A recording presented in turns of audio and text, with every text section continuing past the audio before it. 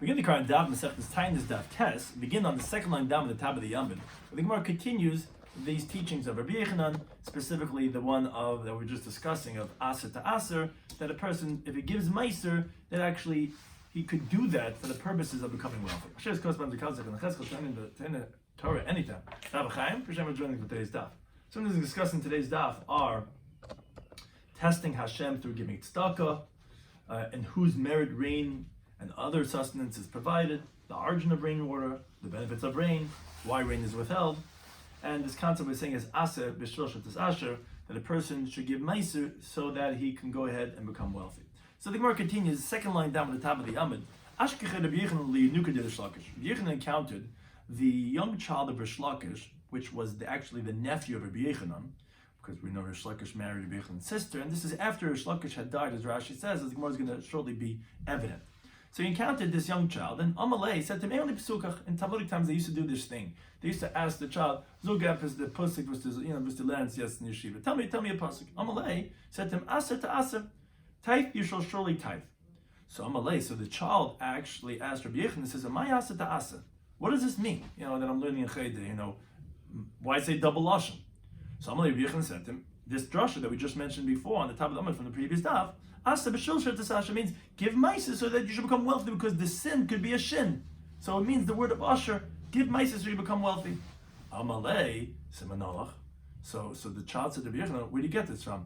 So Amalei says, Zilnasi, go and test it, try me out. Take the money you made from babysitting, whatever, and go ahead and give meiser. You see, you become wealthy. Amalei said, the child said to Rabbi Yochanan, Mi shagel in siyul l'kadosh baruch hu, you allowed to test HaKadosh Baruch Hu, I should go test? I accept the pasuk in the Nevarim, li tenashas Hashem, don't test Hashem. So what do you mean, tell me I should go test Hashem to see if it's going to happen? Amalei says, yes. But Hacham Rehosh said, chutz mizu, this is one exception. Shlomi says the pasuk in Malachi. It says, bring all the tithes to the house of the storehouse. There's going to be food in my house. And test me, the bechina, word bechina, test me with this, says Hashem, the Lord of hosts. I'm not going to open up for you the windows of the heaven, but I'm going to pour out for you a blessing without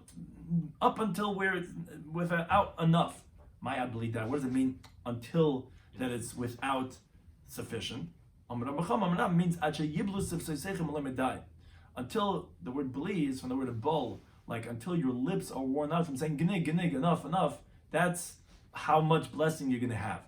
So you see from that pasuk that you could test Hashem regarding this of giving meiser. Havi was called meiser beis ha'itzer. So Melissa, the child, said to this nephew of Rabbi Yochanan, said to him,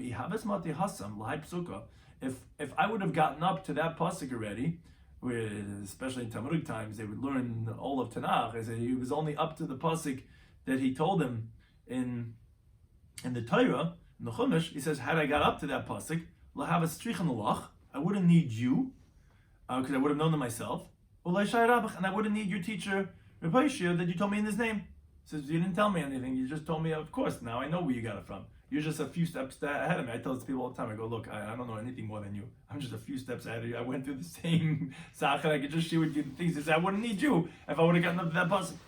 Now,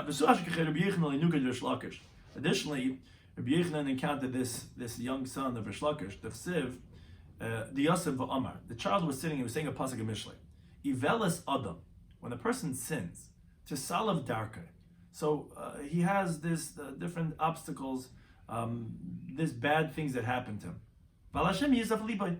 And he's angry in his heart on God. Where he's angry and he says, why are these things happening to me? Where the person himself is a sinner. But he doesn't realize his own doing. He's upset, why not should do this to me? How come these things could happen to me? That's what the pasuk initially says. Now Yosef Rechonim was sitting, he was wondering. He said, this is a very well-known concept. Is there anything that's written in the writings, meaning the other svarim of Tanakh, that's not alluded to in the Torah of Moshe Rabbeinu, where the Chumash is the foundation of Nevi'im and Ksuvim? So you can find an allusion to all those concepts in the Torah. So he says, where do you find this concept in the Torah? This concept that's mentioned in this pasuk in Ksuvim and Mishlei, that a person, it's his own fault, but he blames God for the bad that's coming to him. where we know you have to sleep in the bed that you make, but people don't realize that. So Amalei said to him, the child said to him, Atu hamil easy? So, but you don't think this pasuk, the Mishnah that I'm saying, is alluded to in the Torah? But because there's a pasuk at the end of Bereshis. We're going to have soon in the parashas, Vayatza libam, that the Shvatim, the heart went out. V'yechradu ishal achiv leimar, and every man to his brother was panicking, saying, Mazais asal kim lanu. What is God doing to us? What is God doing to us? What do you mean? They did it themselves. They sold Yosef, and they caused this whole thing of this whole story. You see, they're blaming God for something that they did wrong. So that's what the child says. You see the same concept in Chumash. Now, as Rashi explains, Rabbi Yochanan, his eyelids his eyelashes were very long, and they covered over his eyes, and they would lift it up with silver forks, with silver tweezers. That's how they would lift it up. Now, so Dal Eine, so they lifted up his eyes because he wanted to see this child because it was very sharp, and B'chazben, he looked at him. So Asi Eime Afixa, his mother quickly came and grabbed him away, and Amalei, she said to him, Tommy, come quickly, Tommy, come from away from in front of him, that he shouldn't do to you, that he's going to look at you, like he did to your father, that he killed him, as the Gemara brings about Mitzvah, Pedal Manalav, that the gaze of a righteous, if it's done in a certain way, it could kill a person, says you're too sharp for him. You know what I'm saying? Like you're telling him he didn't know, and you're saying, what do you mean? And so mother quickly grabbed him away. That's what Rashi said earlier, that these stories took place after his father, Shlomo, passed away. Another teaching from Rabbi Yochanan, continuing on this theme of the previous daf regarding that of rain. Samata b'shvil yachid. Rain, if someone only needs rain, it could happen even for an individual. So for example, let's say he planted after the time everyone had already planted. So only he needs rain. Or let's say he's in a city that's all Gentiles and he needs rain. It could come in his merit even though he's an individual. But parnasa, which Rashi explains what's parnasa. Parnasa is shefa toiva, is a good outpouring which sustains the whole world. That cannot come in the merit of an individual. That's only b'shvil ram. That's only if the public needs this bounty, where that there should be blessing in their grain. HaKadosh Baruch Hu does it if they merit. But an individual who he needs that there should be blessing in his grain, HaKadosh Baruch Hu is not going to change the laws of nature of the judgment of that year because of him. It's only going to go according to its appropriate blessings. Now, so although the rain will come from an individual, but that's only that it shouldn't be worse than everyone else's. But to make his feel the bounty, that will not happen. As the Gemara brings the sources, rain will come from an individual. It's like it says the pasuk in the Devar. Yiftach Hashem l'cha es tzara. Hashem shall open up for you His good storehouse. Losses matar artzacha, to give the rain of your land. Sounds like an individual. Parnas b'shvil, but regarding bounty, it will only come for the public. That's like it says the pasuk in Shemais.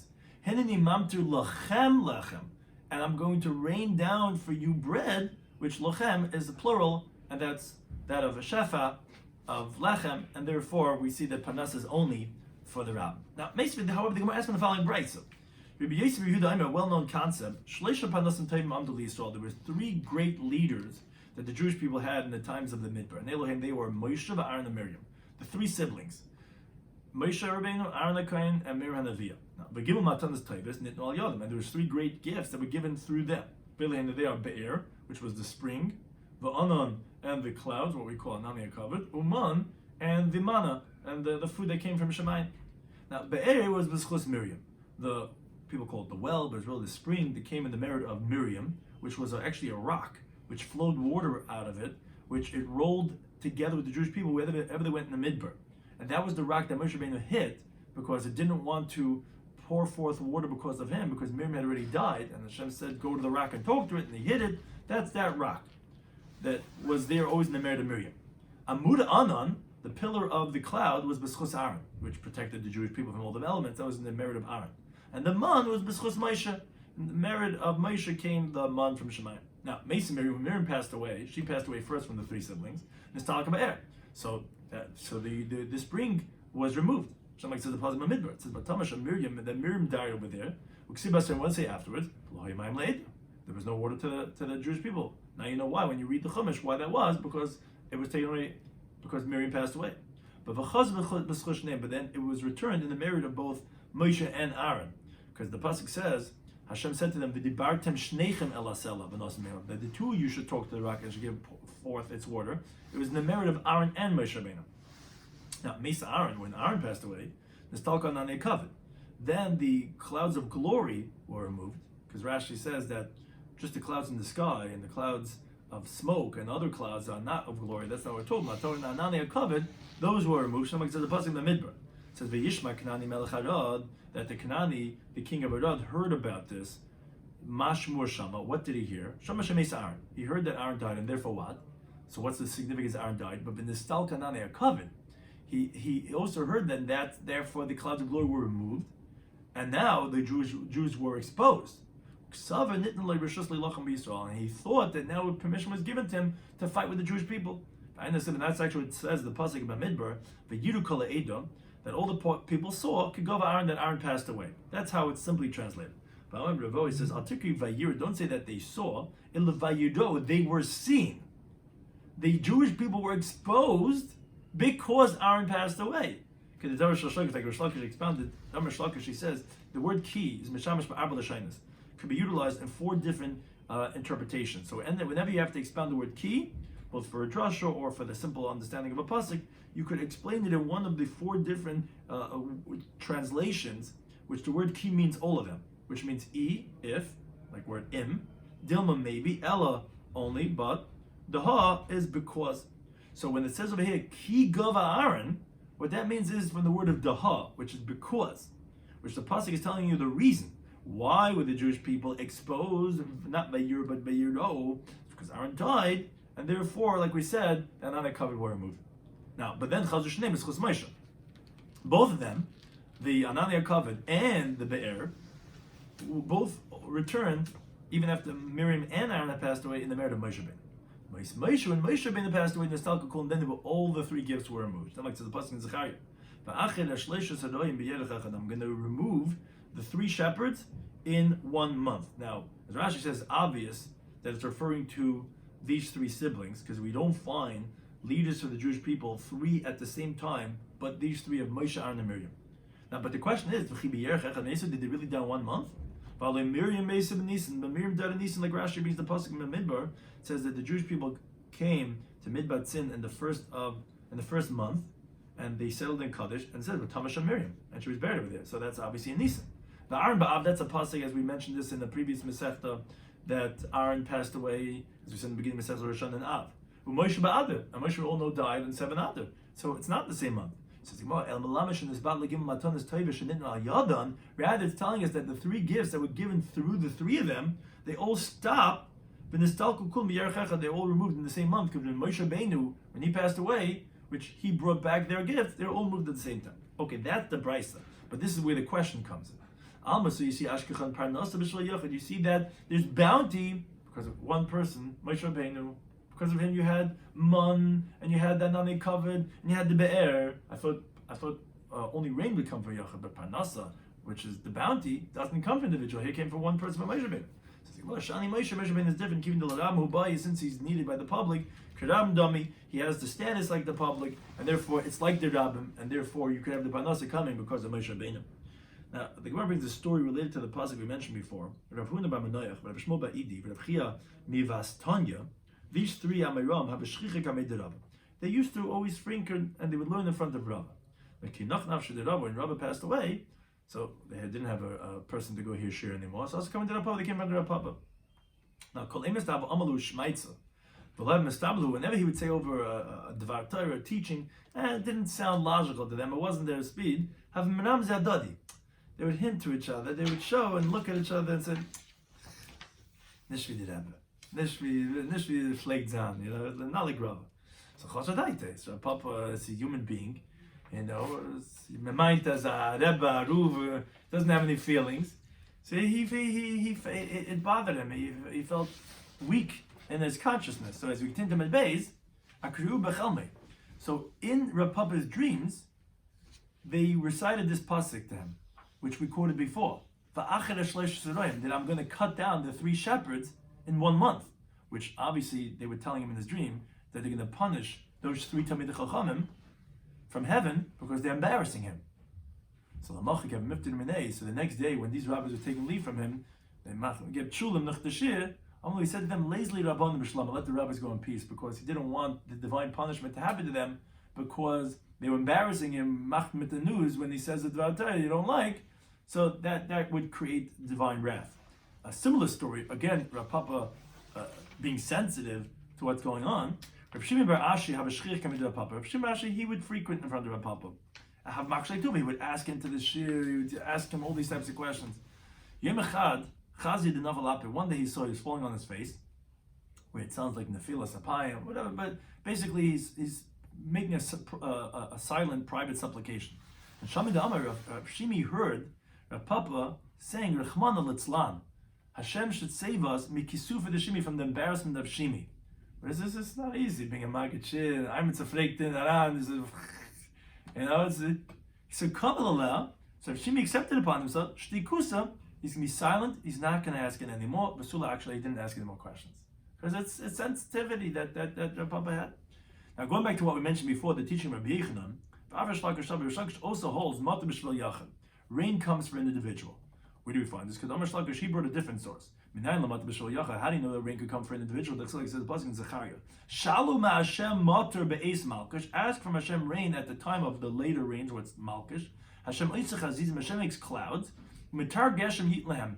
And a rain, outpouring of rain, He's going to give to them. Leish, to a man, asev grass basada in his field.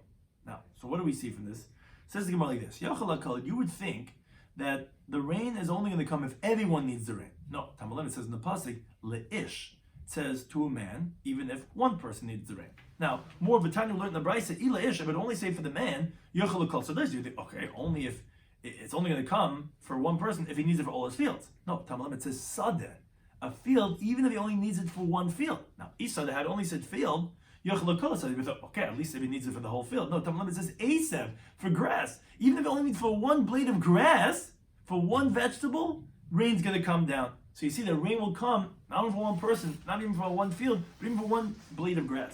As the Gemara actually brings as in practice, Havalehahi Ginsa, this Rabbi Daniel bar Katina, he had a garden. Every day he would go check out his garden, and he would say, HaMishra, this row, by Yomai, needs water. HaMishra, like by Yomai, this row doesn't need water.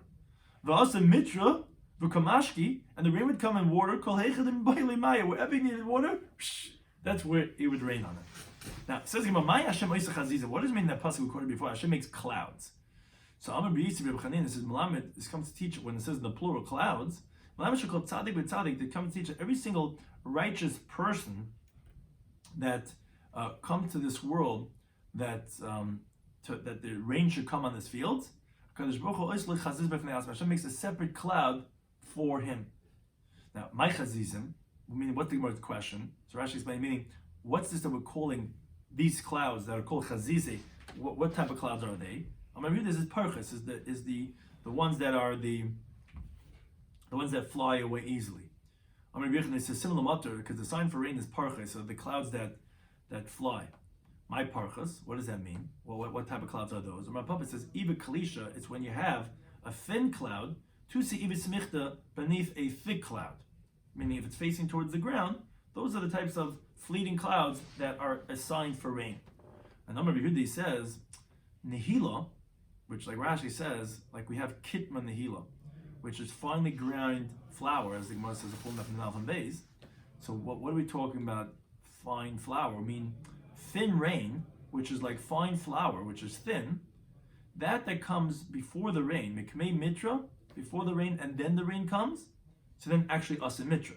Then you know that you're going to have a lot of rain, and it's not going to stop quickly. But, basa mitra, if let's say the rain comes first, and only the thin rain comes after that, actually pasuk mitra, that's actually a sign of the rain stopping. As the Gemara explains. Mikmei mitra, if the thin rain is coming before the rain, then asimitra, then it's a sign that there's going to be a nice amount of rain. V'semanich, and a manik to recall this is mahilasa, is a sieve, which is that when you sifting with a sieve, first comes the thin flour comes out first, and at the end comes out the thick pieces of the bran. So that's the same idea that if first is coming out these thin rain is going to be becoming large heavy rain. Now the basim mitra, pasuk mitra, but if let's say these thin rain is coming after the rain, then that means it's a sign that the rain's stopping. So b'semonech, a mnemonic for you is chari de'izi, which is actually the dung of the goats. Which, if you've ever been to a farm, you've seen this, that first comes out the big clump, and then they have these little droplets that come after that. So that is a sign for the rain, that if the rain comes and then comes out these small little droplets of rain, that's a sign that actually it's stopping. That's a sign of the charye, the easy. The Gemara brings a story actually related to these parchais, these clouds which are a sign for rain, that Ula ikla lebavel, Ula went to Bavel. Chazal parchais, he saw these fleeting clouds, which we said before is a sign that it's going to rain. So Amalhu said to people, he's from the meteorologist. So Ula said to them, Amalhu panemani, a clear way to taking those cheers from outside, taking the cushions. Dashta asamitra, it's going to start raining soon. The seifla asamitra, at the end it didn't rain. So Ula said, Kihechi the meshakir bavloi, just like the Babylonians lie. Hachim meshakir mitrai, so do their rains lie also. That they're making like they're going to rain, and it doesn't. Another story with Ula ikla Bavel, that Ula went to Bavel. Chazi malit sana de tamri bezuz. He saw, he's walking there in the street, and he passes a store, and he sees a bucket full of dates for a zuz. So Amay says, wow, malit sana de duvsha bezuz. He says, you got a bucket full of honey for a zuz, because from dates people make honey. And the Babylonians, they don't toil and tire. In other words, you could learn the Gans Tug, where it's so cheap, the food, without any effort, because honey could sustain a person, and it's so cheap, and they're not learning all day. Now the thing is, so he ate the honey, he enjoyed those dates, but at nighttime, had bochschmerzen. It's because he had diarrhea, as the Gemara says in Gittin Daf Ein Manaf, that dates, it warms a person up, but also it's a diuretic. It also gets like those fiber, gets everything all released, so he's up all night. So Amma, he said, Oive, Molatana de Sakina bezuz, he says, a bucket full of knives for a zuz, and that is here in Bavel. In other words, he's saying that, and this happens to many people, you buy the cheap stuff, because it's cheap, $1.99, $2.50, and obviously people eat a lot of it, and obviously it pains them, and still Bavloi askibar ice, and still the Babylonians learn Torah. So he went from like denigrating them to praise them. It's like, how could they even learn with those stomach, that they have stomach issues they have by eating these dates. Going back to the theme of rain, Tanya Linda Bryce, Lezaimi says, Kolam Kulai, the whole world, Mimeme Ukainesu Shaisa, drinks from the waters of the ocean. Meaning it's from the waters down here, and not from the waters up from the sky. It doesn't come from up there, it comes from here. Like it says in the pasuk in Bereshis, Ve'ed Yalam Ha'aretz, the vapor comes up from the ground, which it drinks from the ground, from the oceans, and it goes up. And that Vehishkes Kolpin Adam, and that waters then the face of the earth, but the clouds are coming from the waters we have in the ocean. Only B'Shui says, how can you say that? But we all know that the ocean waters are salty, and who's gone into the ocean knows what we're talking about. And grain wouldn't be able to grow from that type of waters. How could you say that the clouds are getting the water from the oceans? Amalei says, Mematkin ba'avim, it gets sweetened in the clouds. So there's a chemical process that happens in the cloud, but it's coming from the ocean waters, which we know desalinization. It's the Israelis do this already all over the world. They take they're able to process the waters and do it. So that's what the clouds do. Shuim, and now he disagrees with Rabbi Eliezer. He actually says, the whole entire world, actually drinks from the upper waters. Shlomo says a pasuk in Devarim, L'matar hashamayim, to the rain of the heaven, Tishtamayim drinks water. In other words, the rain is coming, the clouds getting it from up above. What do I do with the pasuk of Eliezer, that the vapor comes up from the earth, and that's what creates the clouds? So no, it's Malamed Shanonim is Gabrim Va'il Merikia. The clouds are like a receptacle. Those clouds start here on the bottom like a balloon, but they strengthen themselves, they go up to the sky, and they open up their opening like a flask, and they receive the rain waters from Shemai. Shemai says the pasuk in Eir. Hashem pours the rain into his cloud, the skies pour forth water into the cloud. Now, but the clouds are perforated like a sieve. It's like a salt shaker, and then it pours forth water on the ground. Shlomo says the pasuk in Shmuel Beis, Chashras Mayim, a sieve of water is Avish Chakim, are the clouds of the sky. So yeah, it fills up from Shemayim, and then like it has like these little holes, and then it pours forth all over the earth. And moreover, and you don't have between every single drop like that of a hair's breadth. That's how close they are, each one to the other. Now, this comes to teach you, which Rashi explains, going back on the psukim we mentioned before, that is great the day of rain. It's like the day that heaven and earth was created, which we mentioned this on the previous daf. So it says the pasuk in Eir. This God does great things, that's unfathomable. Except when it says the pasuk after that, and he puts rain on the face of the earth. So we see in regards to the rain, it mentions in Cheker. It says the pasuk in Yeshaya, don't you know, didn't you hear that the God of the world is Hashem, in Cheker there's no fathoming his insight, where it says the pasuk in Tehillim, that it prepares the mountains where it is turned, but that's talking about Briyas Ha'olam, Briyas Shemayim Ba'aretz, and it says in Cheker. So just like I said, in Cheker by creation of the world, it's also in Cheker by the day of the rain, to tell you that the day of the rain is as great as the day that heaven and earth was created. Now, based on the machlekes we had before, it says the Gemara, Kaman Azla. According to whom does it go? This is a pasuk in Tehillim, which we also mentioned previously.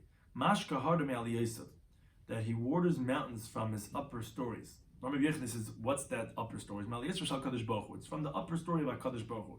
So come on, who is that like this pasuk? Says, come on, it's Rabbi Yeshua, because he said that the water comes from the upper waters. So that's obviously like this pasuk. So what would he do with this pasuk? No, he says, since the clouds are going up to receive from Shemayim, it's called, not to receive, he holds that it's the vapor that goes up, it's considered as if it's being rained down from Hashem's upper stories, but it's not really getting the water from there. The water is actually coming from the ocean. But since it goes up and to rain down, so it's like raining from there. And he proves this. Because if you don't say that that's how you could interpret a pasuk, then what do you do with a pasuk in Devarim? It says, Avak va'afar min hashamayim, dust and earth from heaven. How could you have that? Obviously, dust and earth is not in the heavens. And like even the middle of Hashem, because since it gets taken up over there with the winds and the storms, so min hashamayim karli, it's cold from the heavens. Since it goes up over there, it's cold as if it's coming from the upper stories. Another teaching says the Gemara, according to whom of these interpretations is the following teaching of Chanina, which expounds a pasuk until I'm going like. Pasuk says, Kained Kaned, he gathers like a mound, Mehayam, the sea waters, Noisim Beitzaris, he puts in his storehouses, Tahimais, the depths, which Reb Chanina explains the pasuk, and he says, the end of the pasuk, he's explaining, Migarm lo eitzreis sheismalu bar, who's causing that the storehouses should be filled with produce, that's Noisim Beitzaris, that's Tahimais.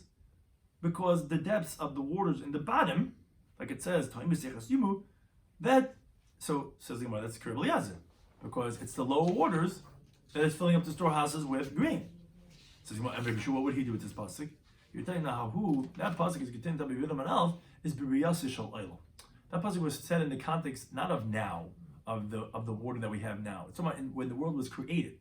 The whole world was flooded with water. HaKadosh Baruch Hu gathered in one place, as if he gathers a mound, and he put them in his storehouses, like it says. He put Ba'itzaris, the Tahimais, and he made the sand of the beach a boundary, and he made an Oitzer for the Yam. That's what it means. But today's times, no, that's not where the produce is coming from. That comes from the upper waters. This that he's talking about the lower waters is the Oitzer of when he made the world, but not the Oitzer Maim that he uses to support the world as it is right now. That's rather from the upper waters. Thank you anytime for listening to us.